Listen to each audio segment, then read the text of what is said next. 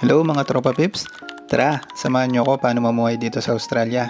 Dahil Sunday ngayon, magsisimba muna tayo. Siyempre, kasama ang magandang asawa ko, you know. At ayun na nga, maulan ng panahon. Kahapon mainit, parang nasa oven ka. Ngayon naman, malamig parang pag-ibig niya sa'yo. De, joke lang. Dito sa Sydney, di mo talaga mapredict ang panahon. Ngayong week, sobrang init. Tapos next week, malamig. Parang, wag ko na nga ituloy, baka sapakin ako ng katabi ko. At andito na kami sa station at malapit nang dumating ang train, kaya pagtapos mag-tap, takbo agad para maabutan. Kasi matagal pa ang next train. Ang kaso, delay pa lang train. At ayun na nga, dumating na ang train. Bali ang location ng simbahan na pupuntahan namin is next station lang, so mga 4 minutes travel lang. Kung napanood mo unang video ko, yung unang station na binabaan ko.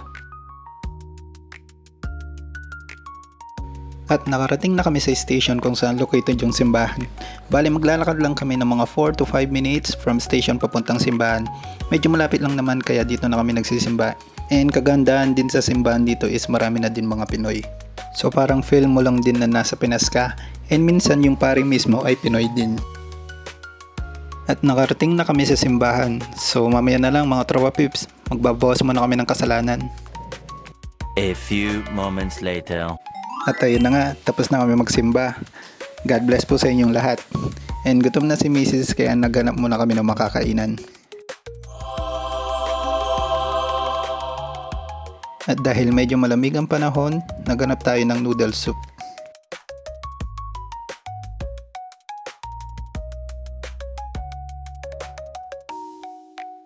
At medyo hirap kaming pumili dahil wala sa list yung kahit ano sa menu. 10 hours later. And finally, nakapili na kami ng makakain. Wonton noodles sa akin, pork chop with milk tea naman kay Mrs. At syempre, hindi mawawala ang kape.